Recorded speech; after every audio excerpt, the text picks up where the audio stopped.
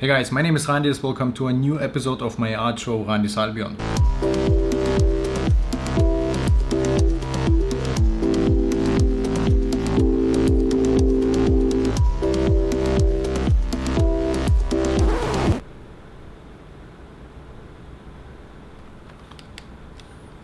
Now this is the future from the 80s. This is the Nintendo 3D system for the Famicom disk drive. It never came out outside of Japan, and there are a bunch of cool 3D games for it, for the disk drive. Pretty cool. Wow. Today we will be talking about Rockman, or better known as Megaman outside of Japan. It was one of the first games I got for my Nintendo NES system back in the day. I have many fond memories of this game, and I really loved playing it when I was a kid. Hell, I even remember there was some art contest held by Club Nintendo where you had to design a Mega Man boss. Man, so many memories. I remember I played a lot when I was a kid, and man, all I wanted to do is just play video games, and my mom wouldn't let me, of course, and sometimes I would wake up at night and I had this little CRT TV in my room, and I would wake up and turn off the sound and just, stay up and play games, Oh man, one day my mom took it away. Hello, darkness, my old friend. Good times, good times. Playing games as a kid was one of the things that got me inspired getting into the industry.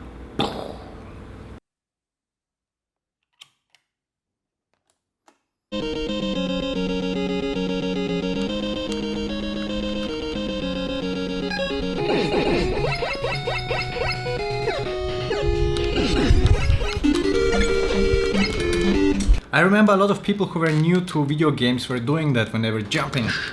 My mom did that. After playing the game, I got really inspired, so today I will be painting my own Mega Man version. I start out with some thick and quick line work and immediately move on to shading.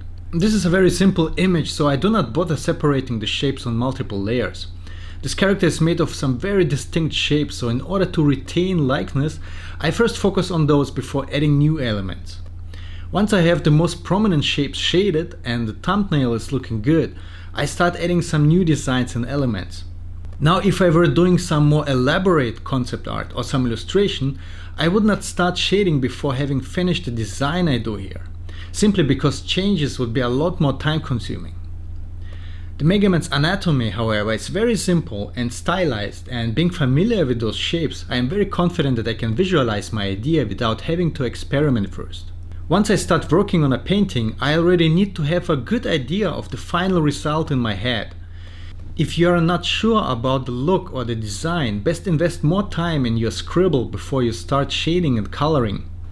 Knowing what you want to paint is always a better workflow unless you just want to doodle for fun. There are of course always exceptions. You might get a bad idea or end up not liking your original design, and in that case you should never be afraid to make changes.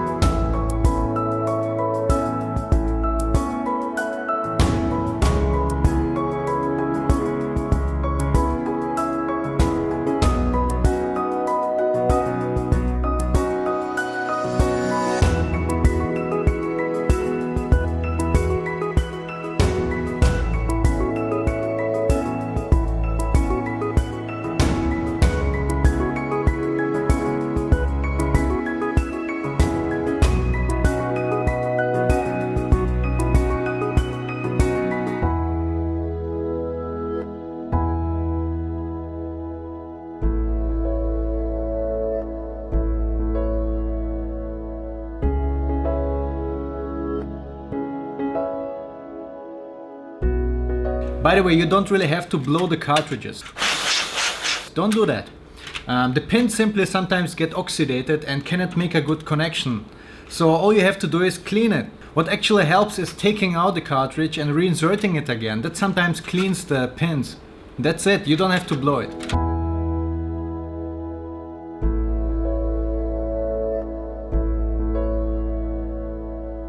Once I've completed painting in all the elements, I start refining the shading and adding details, and then add color by using a gradient map.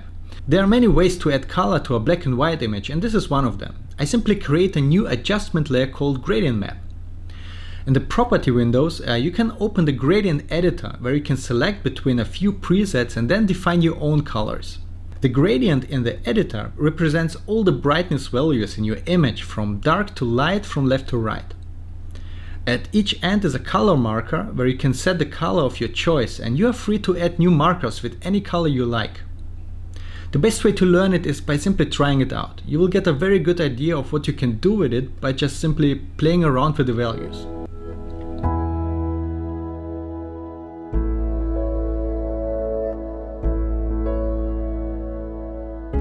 Once I have colored the body, I add a simple background, and then I start painting in a second light source on a separate layer, a red rim light. From here on, I simply focus on detailing, refining the shading, and adding highlights.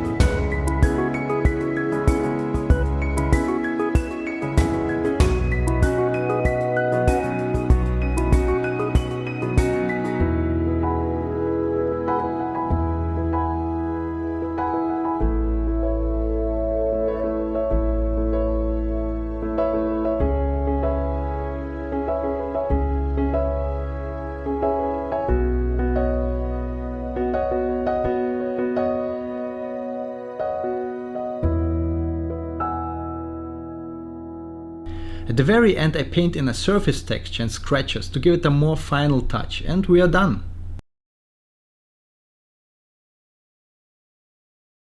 Okay guys, that's it for today. Thank you for watching, and I hope you enjoyed the video. If you liked it, please subscribe and tell your friends, and I see you again next time.